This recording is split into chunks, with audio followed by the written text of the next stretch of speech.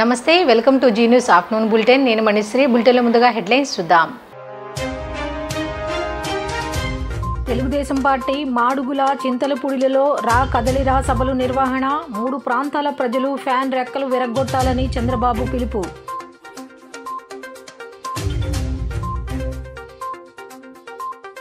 AP assembly వద్దకు దూసుకువచ్చిన సర్పంచులు అడ్డుకున్న పోలీసులు ఎక్కడికక్కడ కొనసాగిన నేతల హౌస్ అరెస్టులు.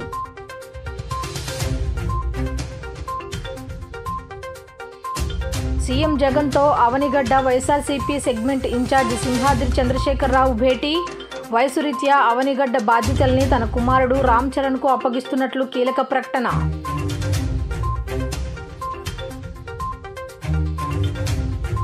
వెల్లంపల్లి బోండా ఉమాల మధ్య మాటల యుద్ధం. బోగస్ మాటలు ఆపాలంటూ వెల్లంపల్లిపై ఉమా ఆగ్రహం.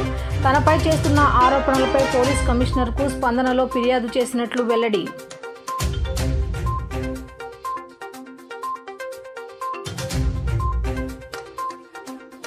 రాష్ట్ర ప్రభుత్వ ఉద్యోగుల పరిస్థితి అగమ్య గోచరంగా మారిందన్న ఏపీ జేఏసీ చైర్మన్ బండి శ్రీనివాసరావు. ఉద్యోగులకు సంబంధించిన పీఆర్సీ, ఏరియర్స్, సరెండర్ లీవ్ డబ్బులు ఇవ్వకపోవడంపై ఆగ్రహం వ్యక్తం.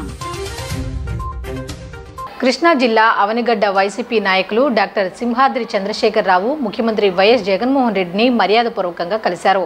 తన తనయుడు రామ్ చరణ్తో సహా ఆయన క్యాంపు కార్యాలయంలో సోమవారం ముఖ్యమంత్రి జగన్తో భేటీ అయ్యి నియోజకవర్గంలో పరిస్థితిని వివరించారు. సీఎంతో సమావేశం అనంతరం మీడియాతో మాట్లాడారు. అవనిగడ్డ నియోజకవర్గ వైఎస్ఆర్సీపీ సమన్వయకర్తగా నియమించినందుకు గాను ముఖ్యమంత్రి జగన్కు కృతజ్ఞతలు తెలిపారు. వయసు రీత్యా తన కుమారుడు సింహాద్రి రామ్ చరణ్కు నియోజకవర్గ ఇన్ఛార్జ్ బాధ్యతలు అప్పగించాలని కోరారు. ఇక నుంచి రామ్ చరణ్ అవనిగడ్డ వైఎస్ఆర్సీపీ ఇన్ఛార్జిగా ప్రతి గడపకు తిరిగి ముఖ్యమంత్రి జగన్ పేదలకు అందించిన నవరత్నాలను మరింత విస్తృతంగా ప్రజలకు తెలియజేస్తారని, వచ్చే ఎన్నికల్లో అవనిగడ్డ నియోజకవర్గంలో వైఎస్ఆర్ కాంగ్రెస్ పార్టీ గెలిపే లక్ష్యంగా పనిచేస్తారన్నారు. అవనిగడ్డ ప్రజలకు 3 తరాలుగా తమ తండ్రి సింహాద్రి సత్యనారాయణ వారసత్వాన్ని తన కుమారుడు రామ్ చరణ్ నిలబెట్టుకుని నియోజకవర్గ ప్రజలకు సేవలు అందించడానికి సిద్ధంగా ఉన్నట్లు తెలిపారు. సింహాద్రి వారసునిగా రామ్ చరణ్ను నియోజకవర్గ ప్రజలు ఆశీర్వదిస్తారనే ఆశాభావాన్ని వ్యక్తం చేశారు. తమకు అవకాశం ఇచ్చిన సీఎం వైఎస్ జగన్కి మరొకసారి హృదయపూర్వక కృతజ్ఞతలు తెలిపారు.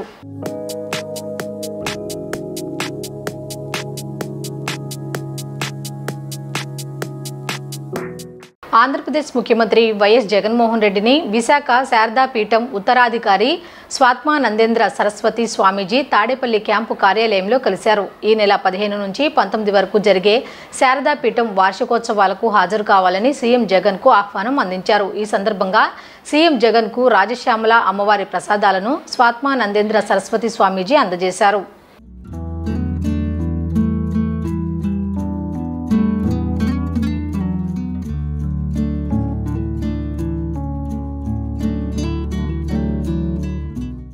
రాష్ట్రంలోని 3 ప్రాంతాల ప్రజలు ఫ్యాన్కు ఉన్న 3 రెక్కలను ముక్కలుగా విరగ్గొట్టాలని చంద్రబాబు నాయుడు కోరారు. బాదుడే బాదుడు అనే రెక్కను పీకడానికి కోస్తా ప్రజలు, హింస దోపిడీ రెక్కను తుక్కు చేయడానికి రాయలసీమ ప్రజలు, మొండి ఫ్యాన్ను జగన్ చేతికి ఇచ్చి వైసీపీని బంగాళాఖాతంలో విసిరేయడానికి రాష్ట్ర ప్రజలంతా సిద్ధం కావాలని పిలుపునిచ్చారు. అనకాపల్లి జిల్లా మాడుగుల ఉమ్మడి పశ్చిమ గోదావరి జిల్లాల్లోని చింతలపూడిలో సోమవారం రా కదిలిరా బహిరంగ సభల్లో చంద్రబాబు నాయుడు ప్రసంగించారు. ఎన్నికలకు సిద్ధమని జగన్ తన సభల్లో అంటున్నారు. కానీ ఓటమి భయంతో పూర్తిగా సందిగ్ధంలో ఉన్నాడని తెలుగుదేశం పార్టీ నాయకుడు నారా చంద్రబాబు నాయుడు విమర్శించారు. జగన్ టికెట్లు ఇస్తున్నా పోటీకి అభ్యర్థులు దొరకడం లేదని ఆయన ఎద్దేవా చేశారు. జగన్ బటన్ నొక్కడం వల్లే 9 సార్లు విద్యుత్ ఛార్జీలు పెరిగాయన్నారు. జాబ్ క్యాలెండర్కు జగన్ ఎందుకు బటన్ నొక్కలేదో సమాధానం చెప్పాలని ఆయన కోరారు. మద్య నిషేధం, సిపిఎస్ రద్దు హామీలకు బటన్ ఎందుకు నొక్కలేదో చెప్పాలన్నారు. వచ్చే ఎన్నికల్లో ఓటుతో ప్రజలు నొక్కే బటన్తో జగన్ ఇంటికెళ్లడం ఖాయమని చంద్రబాబు చెప్పారు. రానున్న ఎన్నికల్లో తప్పకుండా విజయం సాధించి ప్రజల ప్రభుత్వాన్ని స్థాపిస్తామన్నారు. ఈ తుఫానులో వైసీపీ ప్రభుత్వం కొట్టుకుపోవడం ఖాయమని చంద్రబాబు ధీమాను వ్యక్తం చేశారు. జగన్ రెడ్డి 124 సార్లు బటన్ నొక్కానని గొప్పగా చెబుతున్నాడు. బటన్ నొక్కుడు కాదు, దాని చాటున నీ బొక్కుడు ఎంతో చెప్పు అని ఆయన ప్రశ్నించారు. జగన్ బటన్ నొక్కడం వల్ల 9 సార్లు కరెంట్ ఛార్జీలు పెరగడంతో పేదవాళ్లు నష్టపోయారన్నారు. తమ పాలనలో ఒక్కసారి కూడా కరెంటు ఛార్జీలు పెంచిన విషయాన్ని చంద్రబాబు గుర్తు చేశారు. జగన్ పాలనలో ఒక్కో కుటుంబంపై 8 లక్షల రూపాయలు అప్పు పెరిగిందని ఆయన ఆరోపించారు. ధనదాహంతో ఉత్తరాంధ్రను ఊడ్చేశాడని చంద్రబాబు సీఎంపై ఆరోపణలు చేశారు. 2019లో టీడీపీ అధికారంలోకి వచ్చి ఉంటే విశాఖ రైల్వే జోన్ ఇప్పటికే పూర్తయ్యేదని చెప్పారు. విశాఖ ఉక్కును ప్రైవేటీకరణ చేసే పరిస్థితి వస్తే జగన్ రెడ్డి కనీసం ఒక్క మాట మాట్లాడలేదని చంద్రబాబు విమర్శించారు. టీడీపీ పాలనలో ఇలాంటి పరిస్థితి వస్తే విశాఖ ఉక్కు ఫ్యాక్టరీకి డబ్బులిచ్చి ముందుకు నడిపించాం తప్ప ప్రైవేటీకరణ కానివ్వలేదన్నారు. పేదవాళ్ళందరికీ హామీ ఇస్తున్నా. ఒకప్పుడు 2 సెంట్లు భూమి ఇచ్చాం ఇంటి జాగా కోసం. వీళ్ళు ఇచ్చేది 1 సెంట్ అంట. సెంట్లో ఏం చాలుతుంది తమ్ముళ్ళు అని అడుగుతున్నా. అందుకే హామీ ఇస్తున్నా, అందరికీ 2 సెంట్లు ఇంటి జాగా ఇచ్చి బ్రహ్మాండమైన ఇండ్లు కట్టే బాధ్యత, మీకు ఇండ్లకు ఖర్చు పెట్టే బాధ్యత నాది. ఇల్లు ఒక ఆస్తి, ఆ ఆస్తి మీ హక్కు. అందుకే టిట్కో ఇండ్లు కట్టించాను. ఆ టిట్కో ఇండ్లకు కలర్లు కొట్టుకున్నారు కానీ రంగుల పిచ్చోడు రంగులేసుకున్నాడు కానీ ఇండ్లు మాత్రం ఇవ్వాలా? ఇచ్చాడా అని అడుగుతున్నా మిమ్మల్ని. మళ్ళీ ఆ ఇండ్లు పూర్తి చేస్తా, మీకు ఉచితంగా ఇచ్చే బాధ్యత మాది. ఇంకో పక్క నిన్న మొన్న చెప్తున్నాడు నేను 175 గెలుస్తానని. వై నాట్ 75 175 అంటున్నా. నేను అంటున్నా వై నాట్ పులివెందల. పులివెందల కూడా మనమే గెలవాలి, అవసరమా లేదా అని అడుగుతున్నా మిమ్మల్ని. ఇప్పుడు మీరు చూస్తే అభ్యర్థులు దొరకడంలా. ఈ మధ్య సిద్ధం అన్నాడు, కానీ సిద్ధం అన్న ఈ వ్యక్తి సందిగ్ధంలో పడిపోయాడు. 115 గెలుస్తా అన్నాడు. బదిలీలు. ఈ ఊర్లో చెత్త ఇంకొక ఊరికి బదిలీ, దానికి సిద్ధం. అయితే 6 లిస్టులు ఇచ్చాడు, 85 మందిని మార్చాడు. కొంతమంది ఈయన ఆదేశాలు ఇస్తే ఆ ఆదేశాలను చెత్తబుట్లో బారేశారు. నువ్వెవడు మాకు ఆదేశాలు ఇవ్వడానికి, నీ ఆదేశాలు పట్టించుకోమని. కొంతమంది రాజీనామాలు చేశారు, కొంతమంది పారిపోయారు. మళ్ళీ మీరు చూస్తే మొదటి లిస్టులో ఇచ్చిన వాళ్ళకి 2వ లిస్టులో మార్చాడు, 2వ లిస్టులో ఇచ్చిన వారికి 3వ లిస్టులో మార్చేశాడు. అంటే ట్రాన్స్ఫర్లు, రీట్రాన్స్ఫర్లు, తర్వాత అగైన్ ట్రాన్స్ఫర్లు, అన్ని పిచ్చి రాజకీయాలు చేస్తున్నాడు తప్ప ఎక్కడ రాజకీయం అంటే ఏబిసిడీలు ఓనమాలు తెలియని పిచ్చి వ్యక్తి ఈ జగన్మోహన్ రెడ్డి. సర్పంచులు చేపట్టిన చలో అసెంబ్లీ కార్యక్రమాన్ని భగ్నం చేశారు పోలీసులు. అసెంబ్లీ సమావేశాలు జరుగుతున్న నేపథ్యంలో తమ డిమాండ్లను పరిష్కరించాలంటూ సర్పంచులు చేపట్టిన అసెంబ్లీ ముట్టడి కార్యక్రమాన్ని ఎక్కడికక్కడ అడ్డుకున్నారు పోలీసులు. అటు వెలగపూడి అసెంబ్లీ వద్ద చలో అసెంబ్లీ ముట్టడిలో భాగంగా రాజధాని ప్రాంతానికి చేరుకున్న సర్పంచ్లను అడ్డుకున్నారు పోలీసులు. కాగా సర్పంచ్ సంఘం ప్రతినిధులను ఎక్కడికక్కడ హౌస్ అరెస్టులు చేశారు. ఈ నేపథ్యంలో పంచాయతీరాజ్ ఛాంబర్ రాష్ట్ర అధ్యక్షులు వైవీబీ రాజేంద్ర ప్రసాద్ కు అమరావతి చలో అసెంబ్లీ ముట్టడికి అనుమతి లేదని పోలీసులు ఉయ్యూరులో హౌస్ అరెస్ట్ చేశారు. మంగళవారం రాజేంద్ర ప్రసాద్ చలో అసెంబ్లీకి బయలుదేరారు. ఉయ్యూరు టౌన్ రూరల్ పోలీసులు పెద్ద సంఖ్యలో అక్కడికి చేరుకుని ప్రసాద్ బయటకు వెళ్లకుండా అడ్డుకోవడంతో ఉద్రిక్త పరిస్థితి నెలకొంది. ఇంటి వద్ద కూర్చొని ప్రభుత్వ వైఖరిపై రాజేంద్ర నిరసన వ్యక్తం చేశారు.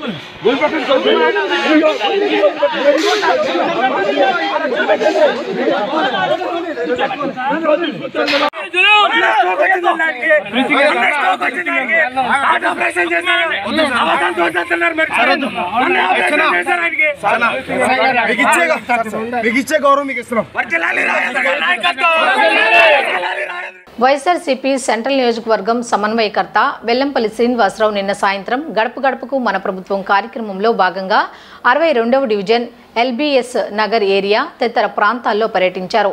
స్థానిక కార్పొరేటర్ అలంపూరి విజయలక్ష్మితో కలిసి ప్రతి ఇంటికి వెళ్లిన ఆయన ప్రజా సమస్యలపై ఆరా తీశారు. ఈ సందర్భంగా ఆయన మాట్లాడుతూ 2024లో కూడా తిరిగి వైఎస్ జగన్మోహన్ రెడ్డి ముఖ్యమంత్రి అవుతారని పేర్కొన్నారు. ప్రతి ఇంటికి వైసీపీ ప్రభుత్వం అందజేసిన సంక్షేమ పథకాలు అందుతున్నాయా, తమ పాలన పట్ల ప్రజలు ఆనందాన్ని వ్యక్తం చేస్తున్నాయా అని అడిగి తెలుసుకున్నారు. ప్రతిపక్షాలు చేసే దుష్ప్రచారాన్ని ప్రజలు నమ్మవద్దని సూచించారు. ప్రతి ఇంట్లో కూడా ఏదో పథకం ఉంది.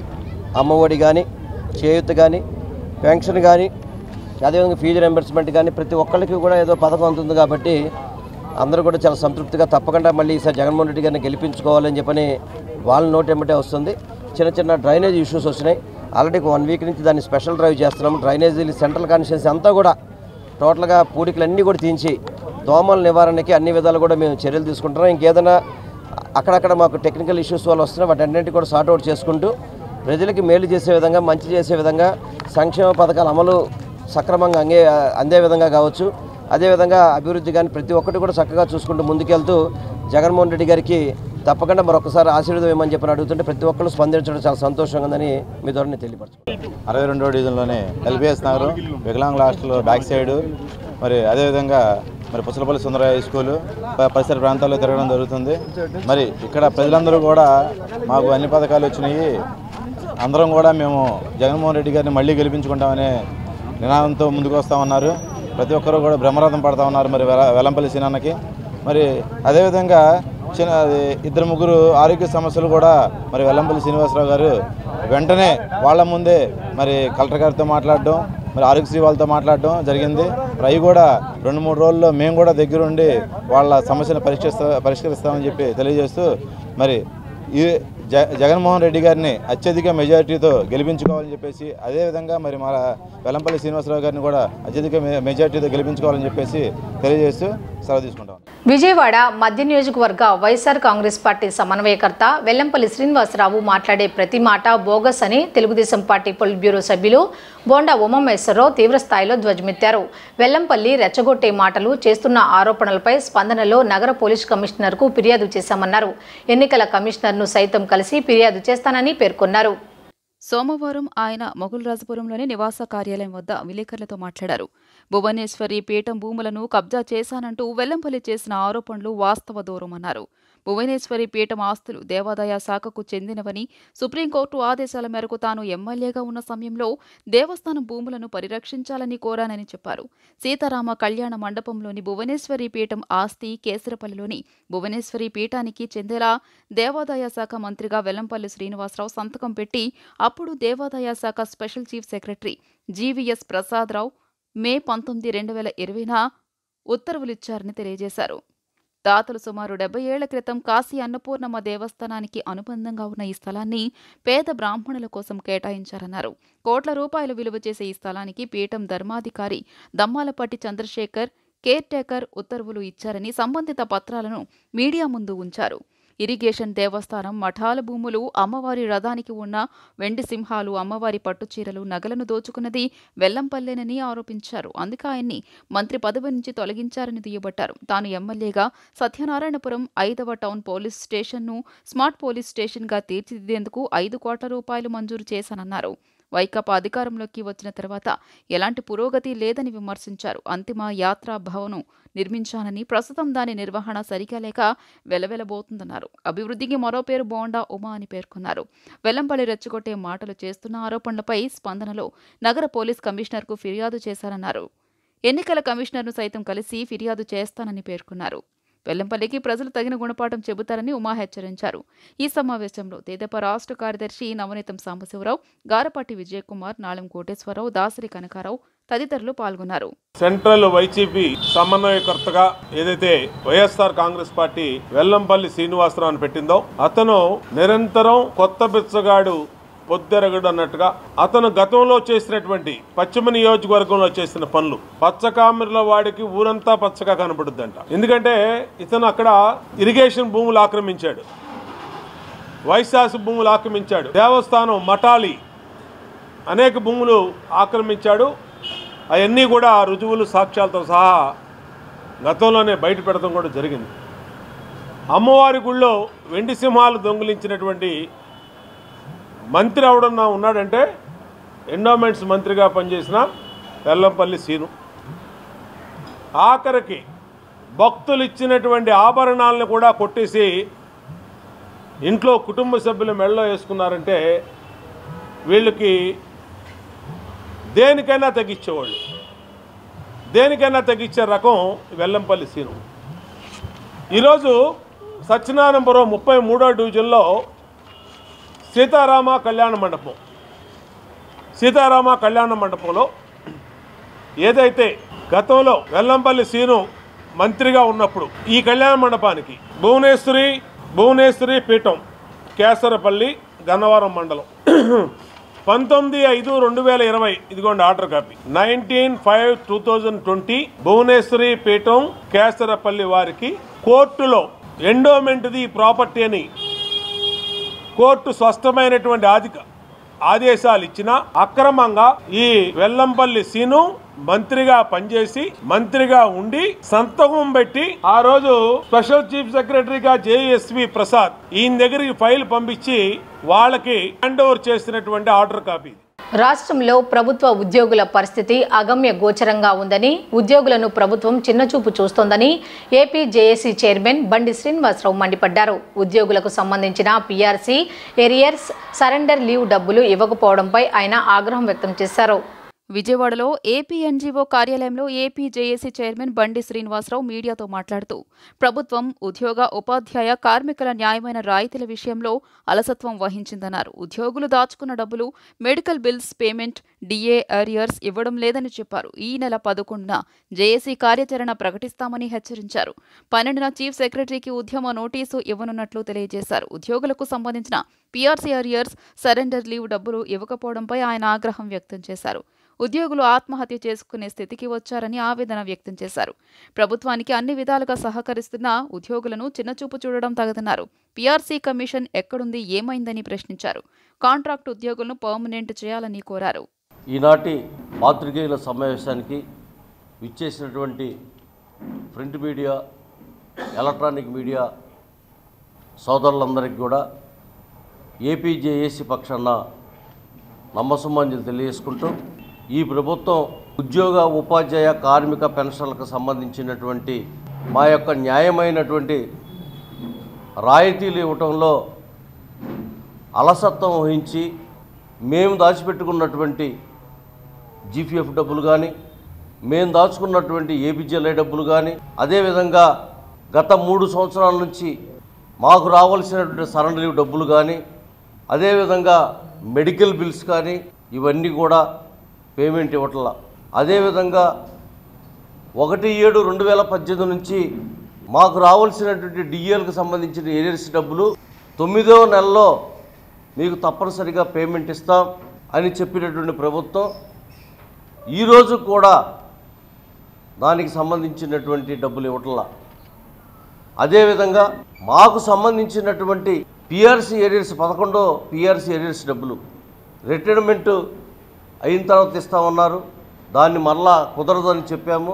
దానికి కొన్ని ఇన్స్టాల్మెంట్తో ఇస్తామని చెప్పారు. అదేవిధంగా డిఏకి సంబంధించి కూడా అన్ని డిఏలు కలిపి 10%, 20%, 30% అనే 40% జీవోలు కూడా ఇవ్వడం జరిగింది.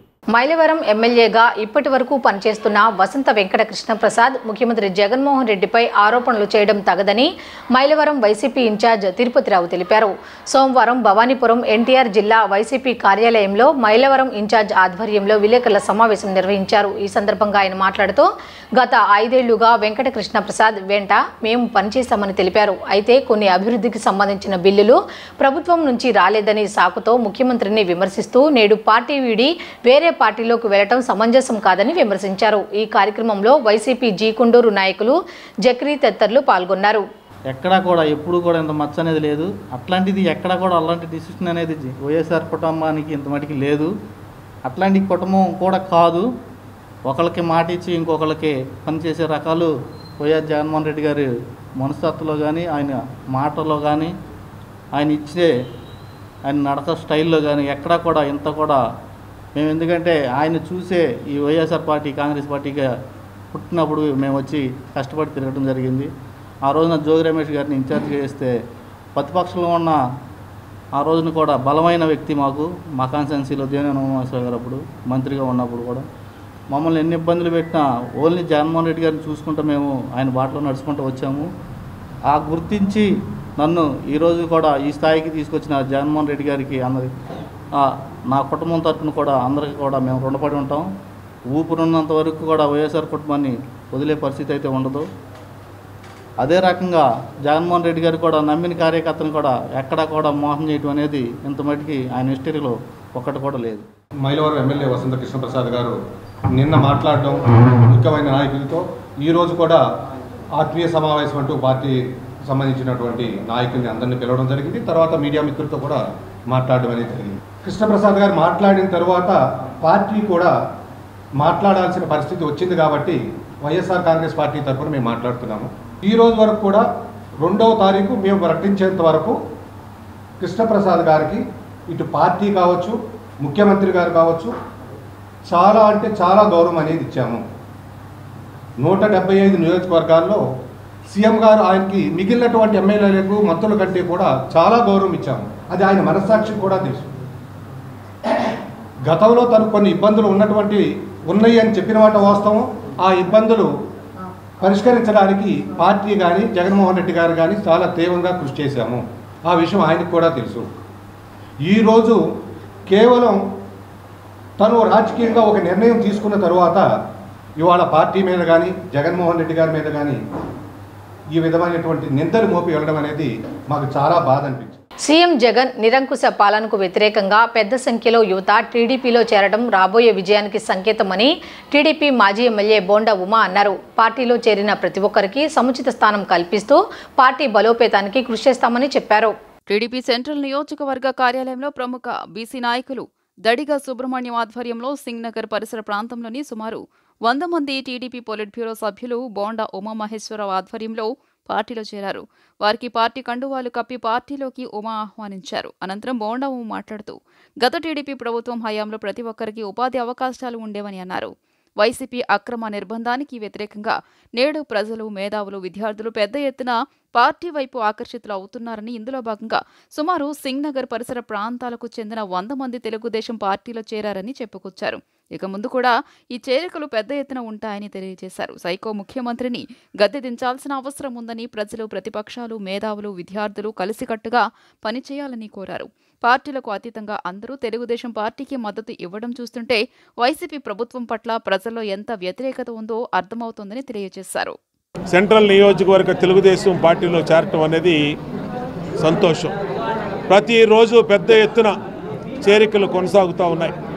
ఇవాళ 5 సంవత్సరాల జగన్మోహన్ రెడ్డి అవినీతి పరిపాలనలో అన్ని రకాలుగా ఇబ్బందులు పడినటువంటి పేద, మధ్యతరగతి, బీసీ, మైనార్టీ వర్గాలు దగాపడ్డామని వాళ్ళు తెలుసుకున్నాయి. 5 సంవత్సరాలు అయిపోతూ ఉన్నాయి. నవరత్నాలు అన్నాడు, ఉన్నటువంటి కానుకలనే తీసేశాడు, ఉన్నటువంటి పథకాలనే జగన్మోహన్ రెడ్డి తీసేశాడు. తెలుగుదేశం హయాంలో చనిపోతే డబ్బులు ఇచ్చేవాళ్ళం, బిడ్డ పుడితే డబ్బులు ఇచ్చేవాళ్ళం, పెళ్లికి డబ్బులు ఇచ్చేవాళ్ళం. ఎస్సీ కార్పొరేషన్లో అనేక పథకాలు ఉన్నాయి. జగన్మోహన్ రెడ్డి వచ్చినాక ఎస్సీ కార్పొరేషన్ మూసేశాడు, 27 ఎస్సీల పథకాలు తీసేశాడు, మైనార్టీ కార్పొరేషన్ మూసేశాడు, కాపు కార్పొరేషను, బీసీ కార్పొరేషను అన్నింటిని కూడా నిర్వీర్యం చేయటమే కాకుండా కుల వృత్తులు చేసుకునే వాళ్ళకి ఆదరణ పథకం ద్వారా గత ప్రభుత్వ హయాంలో అన్ని రకాలుగా కూడా ఆదరణ పథకం ద్వారా పనిముట్లు ఇచ్చేవాళ్ళం. దాన్ని కూడా వాళ్ళు దూరం చేశాడు. నేను గతంలో వైసీపీకి డివిజన్ పార్టీ అధ్యక్షుడిగా పోటీ చేశాను. ప్లస్ మా మిస్సెస్ శాంతినగర్లో కూడా కార్పొరేటర్గా పోటీ చేశారు. కొన్ని అనివార్య కారణాల వల్ల వాళ్ళు పెట్టిన పథకాలు, ఆ పథకాలు జనాల్లో అందకపోవటము, జనాల్లో వ్యతిరేకతతో ఉండటము, దానివల్ల మేమే పక్కకు వచ్చేసి టీడీపీ పార్టీలో జాయిన్ అవుదామని చెప్పి అనుకున్నాం. సుమారుగా ఒక 150 మందితోటి ఈరోజు జాయిన్ అవ్వడం అనేది జరిగింది. మైనార్టీ మహిళలు కానీ లేకపోతే యువత కానీ మొత్తం అందరూ ఎస్సీ కానీ ఎస్టీ కానీ బీసీలు చాలా మంది ఉన్నారు. అందరూ కూడా మా అన్నదమ్ములు అందరూ కూడా ఐక్యతతోటి అందరం కలిసి మనం టీడీపీ పార్టీలో జాయిన్ అవుదామని చెప్పేసి అనుకున్నారు. అది అనడం జరిగింది. అందరం కలిసి జాయిన్ అవ్వడం జరిగింది. టీడీపీ కార్యకర్తలతో కూడా నాకు సత్సంబాలు ఉన్నాయి. అందువల్ల అతి త్వరగా రావడానికి వచ్చిన తర్వాత ఎటువంటి కార్యక్రమాలు చేయాలి, పార్టీని ఎలా డెవలప్మెంట్ చేయాలన్న ఆలోచనలోనే మేము ప్రతి విషయాల్లో కూడా చర్చించుకోవడం అంటే జరుగుతుంది. భవానీపురంలోని పాత పోలీస్ స్టేషన్ సమీపంలో తెలుగుదేశం సీనియర్ నాయకులు శివాజీ ముదిరాజ్, ముదిగొండ శివ ఆధ్వర్యంలో ఏర్పాటు చేసిన టీడీపీ 42వ డివిజన్ కార్యాలయం సోమవారం ఘనంగా ప్రారంభమైంది. ఈ కార్యక్రమంలో ముఖ్య అతిథిగా పాల్గొన్న తెలుగుదేశం విజయవాడ పార్లమెంట్ నియోజకవర్గ ఇన్ఛార్జ్ కేశినేని శివనాథ్ చిన్ని, మాజీ ఎమ్మెల్సీ బుద్ధ వెంకన్న, టీడీపీ రాష్ట్ర అధికార ప్రతినిధి కె నాగుల్ మీరా, జనసేన పశ్చిమ నాయకులు బాడిత శంకర్ తదితరులు పాల్గొని కార్యాలయాన్ని ప్రారంభించారు. ఈ సందర్భంగా మాజీ ముఖ్యమంత్రి స్వర్గీయ ఎన్టీ రామారావు విగ్రహానికి నాయకులు పూలమాల వేసి నివాళులు అర్పించారు. అనంతరం జరిగిన కార్యాలయం ప్రారంభోత్సవ సభలో కేశినేని చిన్ని మాట్లాడుతూ రానున్న ఎన్నికల్లో తెలుగుదేశం జనసేన పార్టీలు విజయ ఢంకా మోగించడం తథ్యమని అన్నారు. మాజీ ఎమ్మెల్సీ బుద్ధా వెంకన్న మాట్లాడుతూ చంద్రబాబును ముఖ్యమంత్రిని చేసేంతవరకు విశ్రమించేదే లేదని అన్నారు. టీడీపీ నాయకులు నాగుల్ మీరా మాట్లాడుతూ టీడీపీ జనసేన కార్యకర్తలు నాయకులు అందరూ కలిసికట్టుగా రానున్న ఎన్నికల్లో టీడీపీ జనసేన అభ్యర్థులను గెలిపించుకోవాలని పిలుపునిచ్చారు. ఈ కార్యక్రమంలో టీడీపీ 41వ డివిజన్ అధ్యక్షులు చిన్న సుబ్బయ్య, మాజీ కార్పొరేటర్ పత్తి నాగేశ్వరరావు, స్థానిక నాయకులు పెద్ది సతీష్, పెద్ది శ్రీను, కాళిదాసు, సుబ్రహ్మణ్యం, గజపతి, మొవ్వా విజయ పెద్ద సంఖ్యలో టీడీపీ కార్యకర్తలు నాయకులు పాల్గొన్నారు. ఈ సందర్భంగా అన్నదాన కార్యక్రమం జరిగింది. 42వ డివిజన్లో తెలుగుదేశం పార్టీ కార్యాలయాన్ని ప్రారంభించిన శివాజీ గారికి, శివ గారికి ముందుగా అభినందనలు. పశ్చిమ నియోజకవర్గం మా నాయకులు బుద్ధా వెంకన్న గారు కానీ, నాగుల మీరా గారు కానీ నాకు మొదటి నుంచి నా ప్రస్థానం ప్రారంభమైన కాంచి నా వెన్నంటూ ఉండి నన్ను నడిపించిన నాయకులు వీళ్ళిద్దరికి కూడా ముందుగా ధన్యవాదాలు తెలుపుకుంటున్నాం.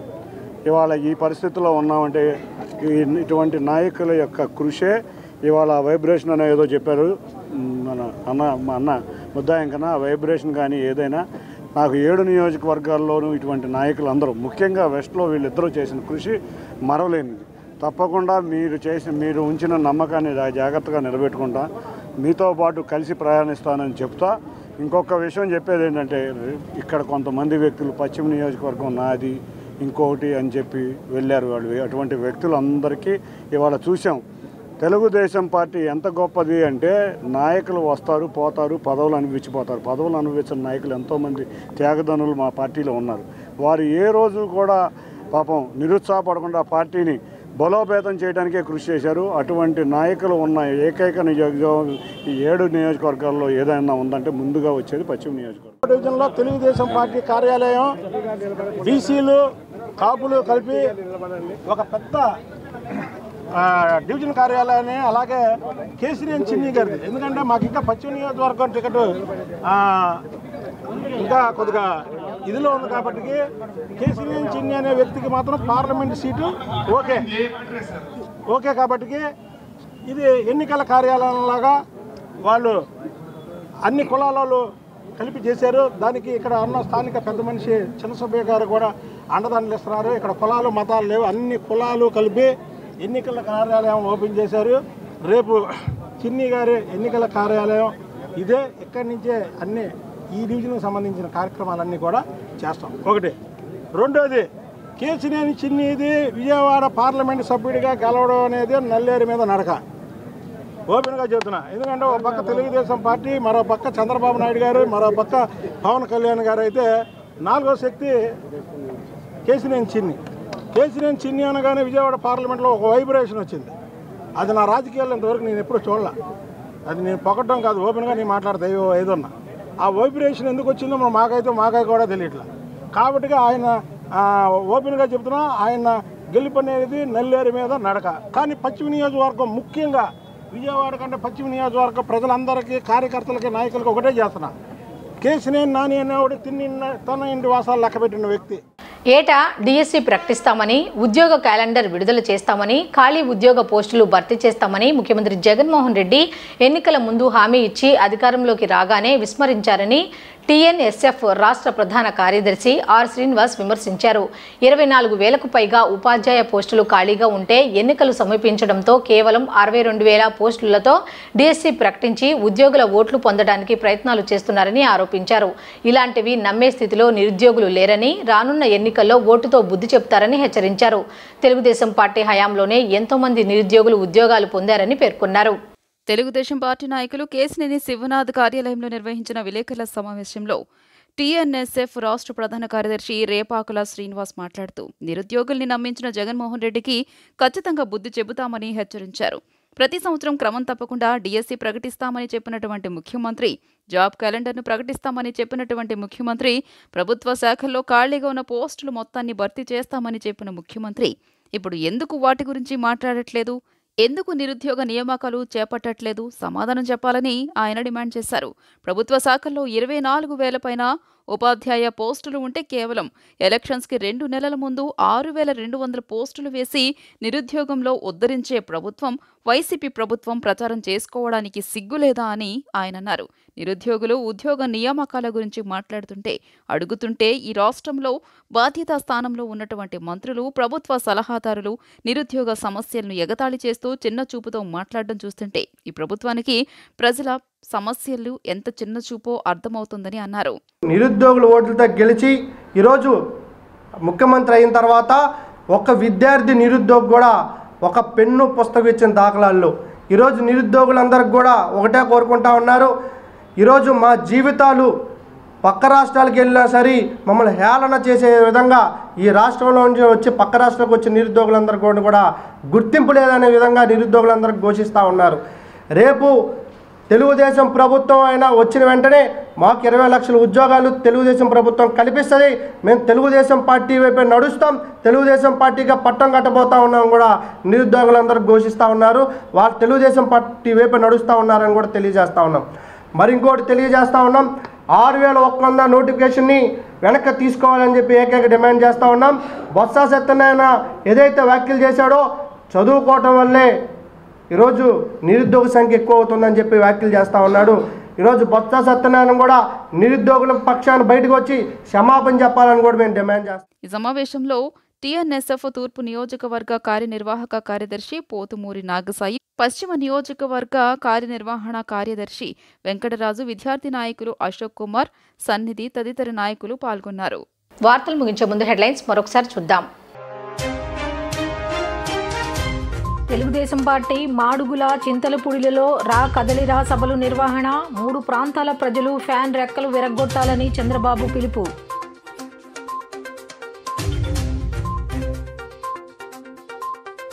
ఏపీ అసెంబ్లీ వద్దకు దూసుకువచ్చిన సర్పంచులు, అడ్డుకున్న పోలీసులు, ఎక్కడికక్కడ కొనసాగిన నేతల హౌస్ అరెస్టులు.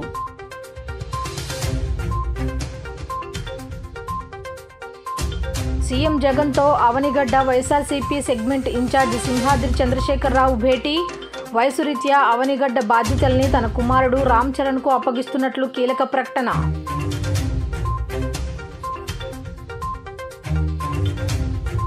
వెల్లంపల్లి బోండా ఉమాల మధ్య మాటల యుద్ధం, బోగస్ మాటలు ఆపాలంటూ వెల్లంపల్లిపై ఉమా ఆగ్రహం, తనపై చేస్తున్న ఆరోపణలపై పోలీస్ కమిషనర్కు స్పందనలో ఫిర్యాదు చేసినట్లు వెల్లడి.